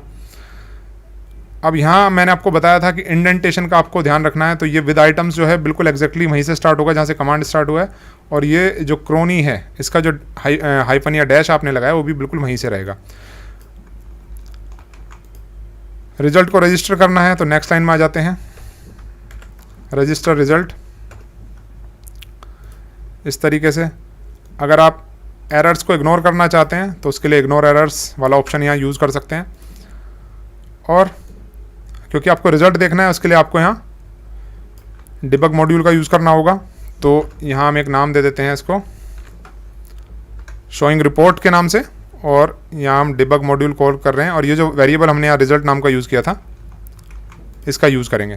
तो डिबग और नीचे जो वेरिएबल है उसको कॉल कर लेंगे जिसमें हमने वैल्यू स्टोर की थी, जो कि जिसका नाम था रिजल्ट। अभी जो ऊपर हमने यूज़ किया है ये रिजल्ट नाम का जो वेरिएबल है।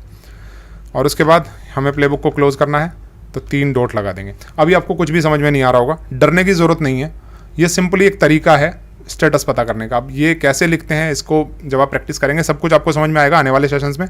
फाइल को सेव कर लेते हैं। अब आप चाहें तो पहले चेक कर सकते हैं कि क्या आप मेरी प्लेबुक में एरर है या नहीं, तो उसके लिए आप कमांड चला सकते हैं ansible-playbook, और प्लेबुक का नाम, हमारी जो प्लेबुक है इसका नाम है crony.yml, और हाइफन सिंटैक्स चेक आप बाद में लिख देंगे। तो इससे अगर कहीं एरर्स होंगी आपकी प्लेबुक के अंदर तो आपको शो कर देगा। तो देखिए नेम वाले वेरिएबल में यहाँ आपको एरर शो कर रहा है। 1 2 3 एनटीपी सर्विस स्टेटस हम चेक कर रहे हैं।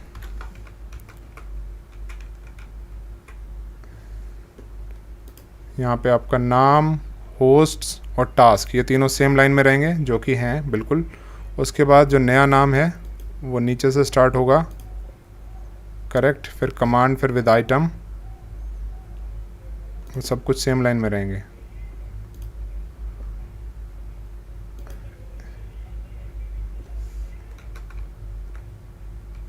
विद आइटम्स, ठीक है। रिजल्ट को रजिस्टर कर रहे हैं, चलिए चेक करके देखते हैं। देखिए इस बार हमारी प्लेबुक में एरर नहीं है, एक स्पेस गलत लगा हुआ था उसकी वजह से एरर आ रही थी। तो ये तरीका है एंसिबल प्लेबुक को चेक करने का। ऊपर मैंने एक स्पेस गलत लगा दिया था, Ansible hyphen playbook cronid.yml hyphen hyphen syntax hyphen check. इसकी मदद से हमने देख लिया कि हमारी प्लेबुक के अंदर कोई एरर नहीं है। अब हमें अपनी प्लेबुक को एग्जीक्यूट करना है, तो आप सिंपली एंसिबल हाइफन प्लेबुक और प्लेबुक का नाम मेंशन कर सकते हैं। अब अगर आप और ज़्यादा डिटेल्स देखना चाहते हैं तो बीच में आप हाइफन वी भी लगा सकते हैं वर्बोसिटी के लिए। एंटर प्रेस कर देंगे तो प्लेबुक एग्जीक्यूट होना शुरू हो जाएगी। अभी आपको इस तरह की जो ब्लू कलर की चीज़ें ये भी शो करेगी। तो ये एडिशनल चीज़ें हैं जो हाइफन वी लगाने के बाद ही यहाँ डिस्प्ले होती हैं। तो प्लेबुक एग्जीक्यूट हो रही है और प्ले कंप्लीट हो गया, प्लेबुक का एग्जीक्यूशन ऑलरेडी हो चुका है। अब आप देखेंगे कि इसने हमें एनटीपी की सर्विस का स्टेटस शो कर दिया है दोनों ही मशीन्स के अंदर। देखिए यहाँ 192.168.1.2 वाली मशीन पर इसने हमें स्टेटस शो किया है, जो सर्विस है वो अप एंड रनिंग है, देखिए। और इसी तरीके से इसने हमें दूसरी वाली मशीन के अंदर भी शो किया है, ये देखिए। तो यहाँ अब आपको डिसाइड करना है कि कौन सा मेथड आपको आसान लगा। हालांकि क्योंकि एंसिबल आपके लिए नया होगा बहुत लोगों के लिए, तो प्लेबुक को लिखने का तरीका हो सकता है समझ में ना आया हो। लेकिन अगर मैं एंसिबल एडहोक कमांड की बात कर लूँ या उन लोगों की बात करूँ जिन्हें प्लेबुक्स को लिखना आता है, तो उनके पॉइंट ऑफ व्यू से जो ऑटोमेशन जॉब है उसको किसने ज़्यादा आसानी से परफॉर्म किया, तो उसका आंसर है एंसिबल। क्योंकि आपको एडिशनल टास्क्स नहीं करने पड़ रहे हैं, आपको अलग अलग फाइल्स नहीं बनानी पड़ रही हैं, आपको अलग अलग चीज़ों को डिफाइन नहीं करना पड़ रहा है, आपको अलग से मशीन में दोबारा लॉगिन नहीं करना पड़ रहा है क्लाइंट मशीन में। आप सीधे वो काम कर पा रहे हैं अपने सर्वर मशीन से ही। अब मैं यहाँ से आपको पहले इन मशीन्स को मैं बंद कर देता हूँ। मैं यहाँ से अब एक और डॉक्यूमेंट है मेरे पास, उसमें लेके चलूँगा और मैं आपको एक कंपैरिजन करके दिखाया है मैंने, उसकी डिटेल्स बताऊँगा कि एंसिबल और सेल स्क्रिप्टिंग में क्या डिफरेंस है। एक टेबुलर कंपैरिजन मेरे पास है,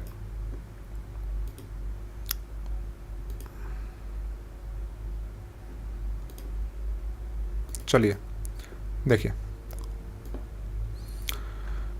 एंसिबल वर्सेस सेल स्क्रिप्टिंग, दोनों में क्या डिफरेंस है ये जानते हैं। लेफ्ट हैंड साइड में फीचर मेंशन्ड है और दोनों का टेबुलर कंपैरिजन मैंने किया हुआ है। तो पहला फीचर है पर्पस। तो एंसिबल को यूज़ करने का पर्पस क्या है? एंसिबल को हम कॉन्फ़िगरेशन मैनेजमेंट और ऑटोमेशन के लिए यूज़ करते हैं, जबकि जो सेल स्क्रिप्टिंग है वो ऑटोमेशन और टास्क मैनेजमेंट के लिए यूज़ किया जाता है। दूसरा फीचर है लैंग्वेज। एंसिबल की जो लैंग्वेज है वो YML होती है, जबकि सेल स्क्रिप्टिंग के लिए सेल स्क्रिप्टिंग लैंग्वेजेस होती हैं जैसे कि बैश, SH एक्सेट्रा।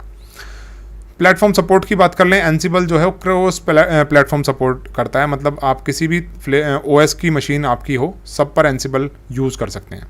जबकि जो सेल स्क्रिप्टिंग है वो शेल्स पर डिपेंड करता है, तो वहाँ ही आप इसको यूज़ कर पाएंगे जहाँ वो शेल्स आपके पास अवेलेबल हैं। एजेंट्स की ज़रूरत एंसिबल के केस में नहीं होती है, वहीं जो शेल स्क्रिप्टिंग है उसमें भी एजेंट्स की ज़रूरत आपको नहीं है, लेकिन आप चाहें तो यूज़ भी कर सकते हैं। रिमोट एग्जीक्यूशन के लिए एंसिबल में सपोर्ट होता है और ये SSH का यूज़ करता है। सेम चीज़ आप शेल स्क्रिप्ट्स के अंदर भी करते हैं। यहाँ आप रिमोट एग्जीक्यूशन भी कर सकते हैं और SSH के थ्रू भी वो काम कर सकते हैं, जैसा कि मैंने आपको शुरू में करके दिखाया। अब यहाँ आइडेम्पोटेंसी नाम की एक चीज़ है। अब आइडेम्पोटेंसी क्या है ये अभी मैंने नीचे लिखा हुआ है, बताऊँगा। तो ये इसके अंदर बिल्ट इन होती है, मतलब अगर कोई रिपीटेटिव टास्क है तो उसके लिए दोबारा से जो आपका हार्डवेयर है उससे काम ना कराना पड़े, ये चीज़ होती है आइडेम्पोटेंसी। तो ये बिल्ट इन होती है एंसिबल में। अगर कोई रिपीटेटिव टास्क है तो उसके लिए बार बार आपके रिसोर्सेज को यूज़ ना करे सिस्टम, जबकि जो शेल स्क्रिप्ट्स हैं उसमें ये नहीं होता, लेकिन आप चाहें तो एक्स्ट्रा एफर्ट्स करके ऐसा कर सकते हैं। वहीं अगर पैरेललिज्म की बात कर लें, एंसिबल में पैरेललिज्म का बिल्ट इन सपोर्ट होता है, एंसिबल में एक्स्ट्रा एफर्ट आपको करना पड़ता है इस काम के लिए। वहीं एरर हैंडलिंग की बात कर लें तो एरर हैंडलिंग बिल्ट इन होती है इसमें एंसिबल में, जैसे कि इसने हमें बताया कि आपकी प्लेबुक के अंदर एरर है, चेक कीजिए। वहीं आपको वहाँ शेल स्क्रिप्ट का अगर यूज़ कर रहे हैं तो एक्स्ट्रा एफर्ट्स करने होते हैं इस काम को करने के लिए। एंसिबल की जो कॉन्फ़िगरेशन फाइल्स होती हैं YML होती हैं और शेल स्क्रिप्ट्स के लिए टेक्स्ट फाइल्स का यूज़ होता है। जो लर्निंग कर्व है, मतलब अगर आप सीखने की बात कर लें कि नया बंदा है उसको अगर एंसिबल सीखना हो या शेल स्क्रिप्टिंग सीखनी हो तो कौन सी ईजी है कौन सी हार्ड है, तो सेल स्क्रिप्टिंग को सीखना थोड़ा आसान है, वहीं कंपैरेटिवली एंसिबल को सीखना स्लाइटली डिफ़िकल्ट है। तो स्टीपी कर्व है इसका हल्का सा। कम्युनिटी सपोर्ट दोनों का ही काफ़ी स्ट्रॉन्ग है। तो ये एक टेबुलर कंपैरिजन था। अब मैंने एक वर्ड यूज़ किया था आइडेम्पोटेंसी या आइडेम्पोटेंट। यहाँ इसका मतलब ये होता है अगर कोई एक्शन जिसको कि बार बार परफॉर्म किया जाना है और जिसका कि फर्दर इफेक्ट नहीं होना है सब्जेक्ट पर फर्स्ट टाइम एग्जीक्यूशन होने के बाद, तो उन टास्क्स के लिए एंसिबल में सपोर्ट होता है। इसका मतलब ये है कि अगर कोई मॉड्यूल पहले रन हो चुका है और उसको दोबारा रन होना है तो वो आराम से हो जाएगा और इसके लिए आपके रिसोर्सेज का बहुत ज़्यादा यूज़ नहीं किया जाएगा। तो इसकी वजह से आपका CPU टाइम भी बचता है और ये हमें हर मॉड्यूल के अंदर ये फीचर एंसिबल में देखने को मिलता है। अब यहाँ एक समरी हमारे पास आ गई, एक रफ स्केच हमारे पास आ गया कि एंसिबल जो है वो एक powerful automation configuration management tool है जिसको कि आप हर एक OS पर यूज़ कर सकते हैं। आइडेम्पोटेंट होता है, बिल्ट इन बहुत सारे फीचर्स यहाँ आपको मिल जाते हैं कॉम्प्लेक्स टास्क्स के लिए। लेकिन यहाँ जो इसका लर्निंग कर्व है वो स्टीप है, मतलब थोड़ा सा इसको सीखना कंपैरेटिवली मुश्किल है और यहाँ आपको थोड़ी सी नॉलेज YML की होनी चाहिए। वहीं दूसरे हाथ पर जो शेल स्क्रिप्टिंग है, ये जनरल पर्पज़ ऑटोमेशन टूल है, रिलेटिवली आसान है इसको सीखना और बहुत पुराने समय से चला आ रहा है, आगे भी यूज़ होगा ही ऑब्वियसली। और इसके थ्रू बहुत सारे टास्क को आप ऑटोमेट कर सकते हैं, फ्लेक्सिबल भी है, लेकिन यहाँ आपको ज़्यादा एफर्ट्स और ज़्यादा टाइम देना पड़ता है। और यहाँ कुछ फीचर्स हैं जैसे कि आइडेम्पोटेंसी है, पैरेललिज्म है और एरर हैंडलिंग है, इनके लिए आपको ज़्यादा एफर्ट्स डालने होते हैं। तो ये कुछ चीज़ें हैं जो शेल स्क्रिप्टिंग के साथ हैं। अब मैंने जो ऑटोमेशन जॉब परफॉर्म किया था वहाँ आपने देखा कि जो शेल स्क्रिप्ट्स हैं उनमें सबसे बड़ी प्रॉब्लम ये है कि शेल स्क्रिप्ट्स हर फ्लेवर, हर ऑपरेटिंग सिस्टम के वर्जन, उसके टाइप के हिसाब से आपको अलग बनानी पड़ेगी। अब यहाँ तो हमारी सारी मशीनें एक जैसी थी।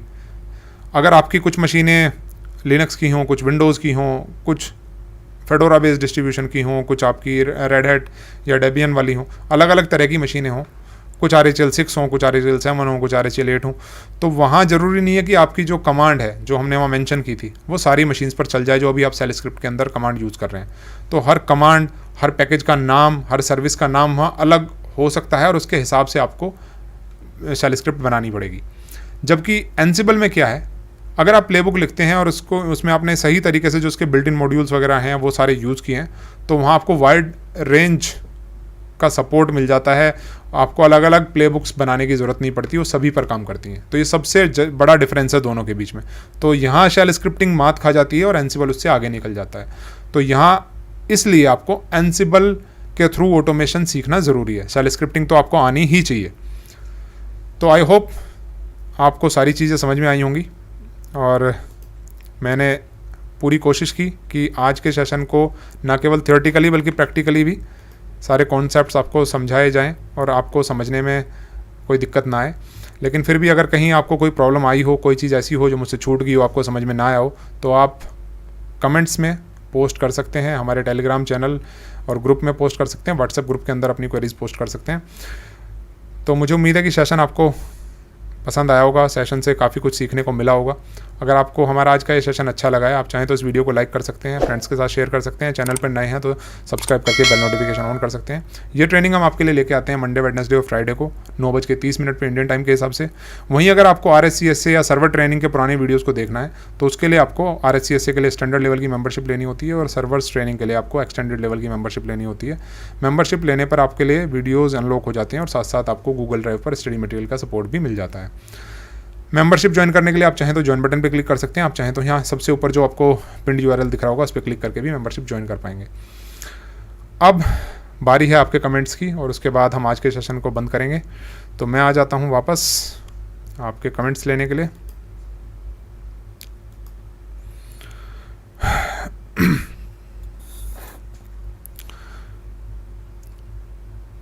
मिलिंद जी, Akhilesh Yadav ji, Nitin bhai, Anuruddh ji good evening, Mohammad Salman ji good evening, Ramesh ji good evening, Hamad Rizvi ji good evening, Ajit Sindhe ji, Shekhar Rana ji, Anuruddh Verma ji, Maninder Singh ji, Nick, Sunil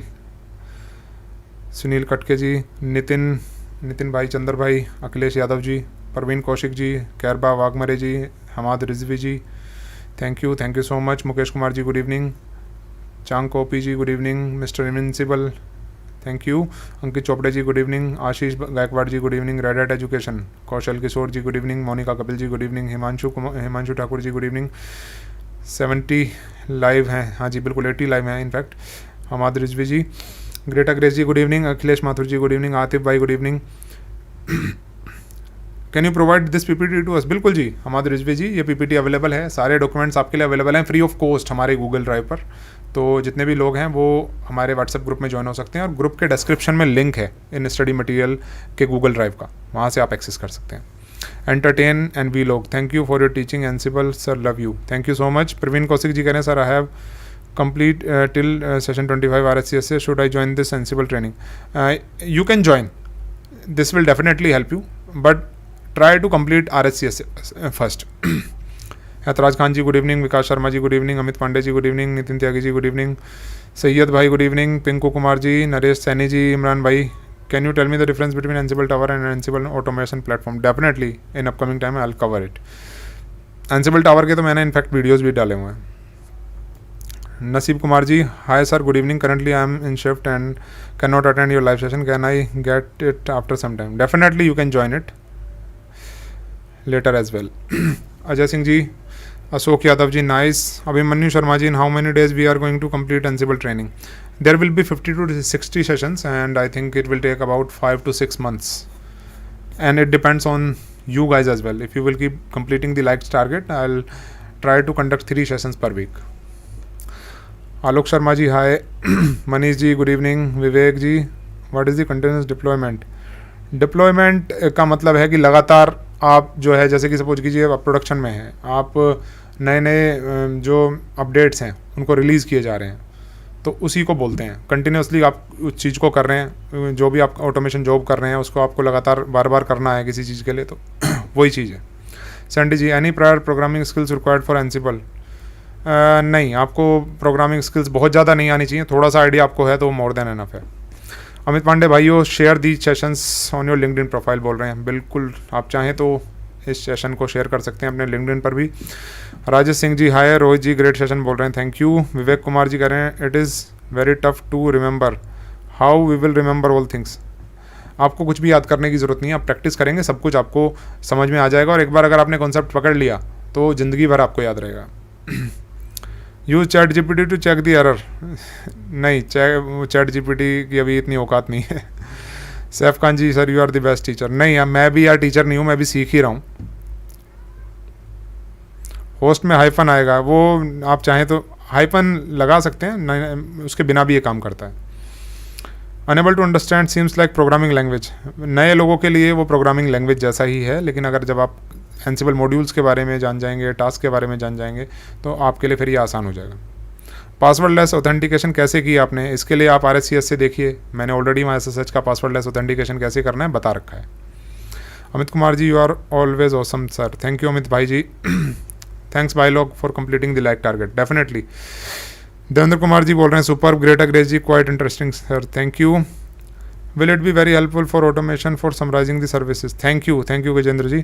sundry ji कह रहे हैं in future please add new EX for exam topics for Ansible playlist. इस Ansible को कंप्लीट करने के बाद EX 358 के जो ऑटोमेशन जॉब्स हैं जो Ansible से होते हैं, जो बचे हुए हैं, वो भी हम इसमें कवर करेंगे। तो आपके 3 से 4 सर्टिफिकेशंस हम क्लियर करवा देंगे आसानी से। तो उन सब का मटेरियल मैं साथ में लेके चल रहा हूँ। आपने मेरा RSCS से RSCE कर लिया, आपके 4 सर्टिफिकेशन निकल जाएंगे, इस बात की मेरी गारंटी है। अनुरुद्ध वर्मा जी कह रहे हैं loving the session, thank you. Alok Mishra ji कह रहे हैं nice session. Deepak Kumar ji good evening. Akhilesh Mathur ji कह रहे हैं nice session, thank you. Javed Kumar ji कह रहे हैं awesome session, thank you so much. Deepak ji बोल रहे हैं sir I extended training versus standard training में क्या डिफरेंस है? स्टैंडर्ड लेवल पर सिर्फ RSCS से अनलॉक होता है, एक्सटेंडेड लेवल पर सारे वीडियोज़ जो हमारे चैनल पर हैं वो अनलॉक हो जाते हैं, नो मैटर वो इंग्लिश के हैं, हिंदी के हैं, RSCS के हैं, RSCE के हैं या सर्वर्स के हैं। One more great session is delivered, thank you Amit भाई। यस इट्स ऑसम, मज़ा आ गया, थैंक यू। धीरेन्द्र जी कह रहे हैं सर अगर हमारे पास 500 सर्वर्स होंगे तो हमें IPS मैनुअली इंसर्ट करनी पड़ेगी या कुछ और तरीका है? आप ऑटोमेशन का यूज़ करेंगे उसके लिए फिर Ansible का, इसीलिए तो Ansible पढ़ा रहा हूँ मैं आप लोगों को। What will be the validity of subscription?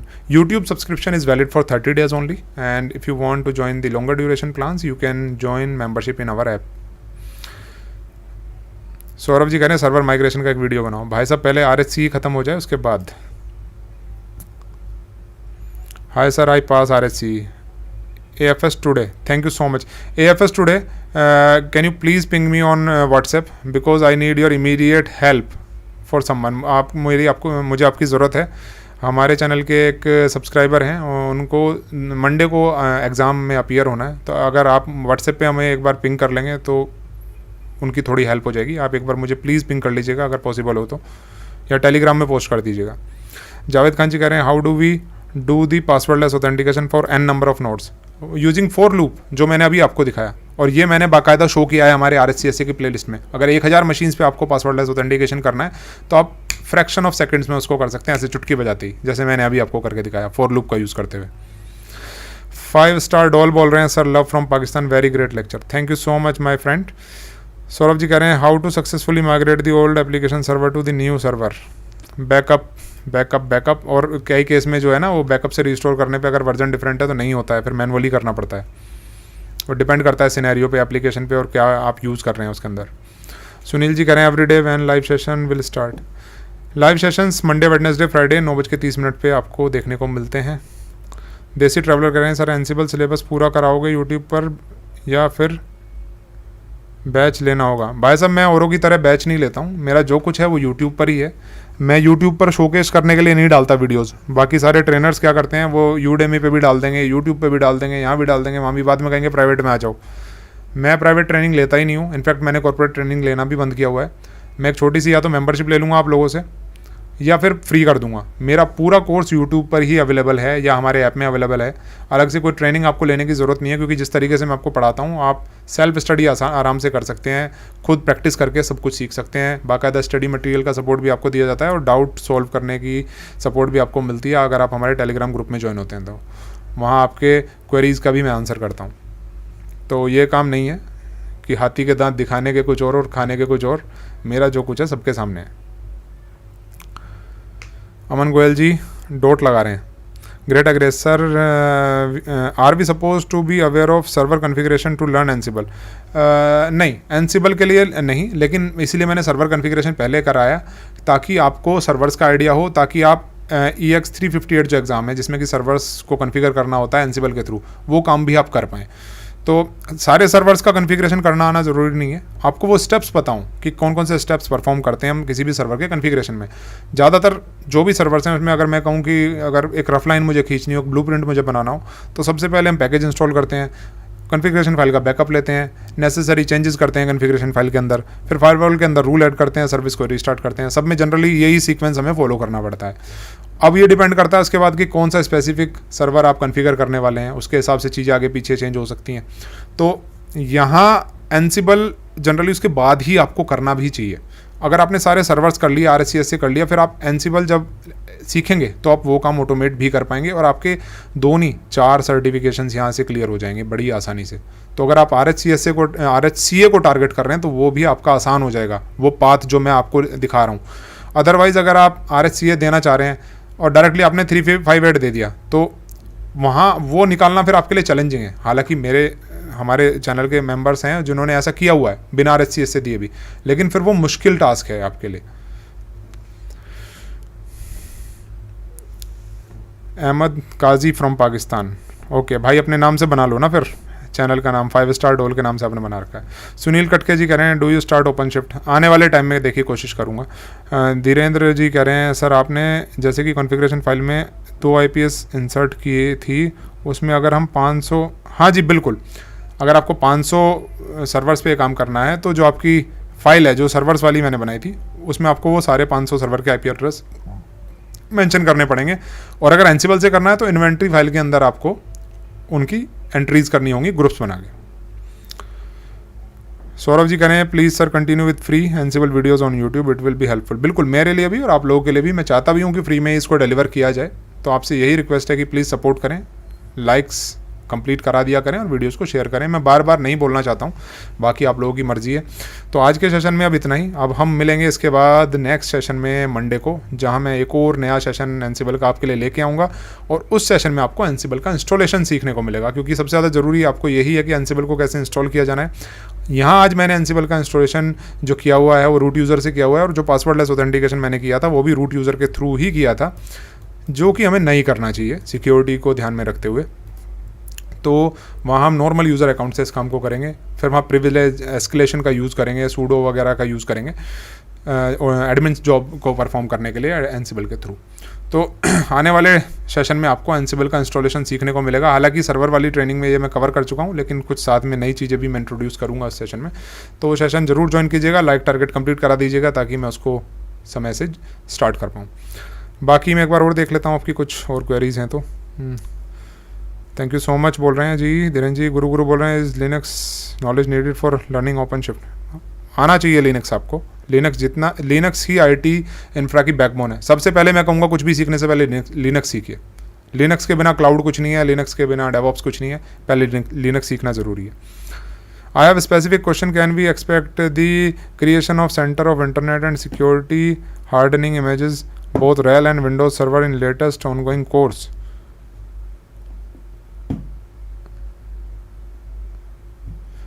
In this course, we will cover only those topics which are the part of RHCE, but we will try to add some more topics. हम इसमें जब इसको complete कर लेंगे RHCE को, तो अगर जो कोई आपका ऑन डिमांड टॉपिक है तो वो आप याद दिला दीजिएगा, उसको मैं साथ में कवर कर लूँगा। अजय सोनावे जी कह रहे हैं 499 like, thank you sir. If I want to simply check the NS lookup output for 300 servers then what should be the script?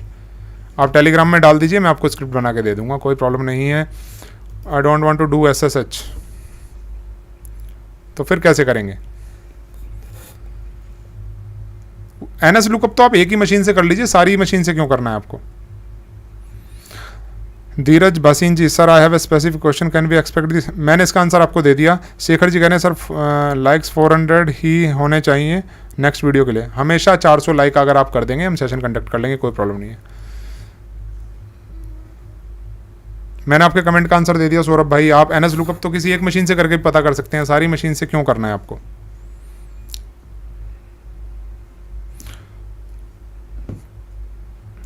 How about the job opening of OpenShift? OpenShift की demand है, ऐसा नहीं है, लेकिन OpenShift आपको अच्छे से आना भी चाहिए, क्योंकि अगर आपने कोई चीज़ रिज्यूम में मेंशन की है तो उसी के हिसाब से आपसे क्वेश्चंस पूछे जाएंगे, और एक्सपेक्ट भी करता है जो इंटरव्यूअर है कि आपको नॉलेज हो। देसी ट्रैवलर ने अपना कमेंट ले लिया वापस। चलिए हम भी अब सेशन को बंद कर देते हैं। तो अब मैं आपको मिलता हूँ नेक्स्ट सेशन में सोमवार को 9:30 पे। तो सेशन ज़रूर ज्वाइन कीजिएगा, लाइक टारगेट कंप्लीट कर दीजिएगा, बार बार नहीं बोलना चाहता हूँ। चलिए मिलते हैं सोमवार को, तब तक के लिए नमस्कार, good night, take care and thank you so much for completing the like target and joining this session. Take care, bye bye.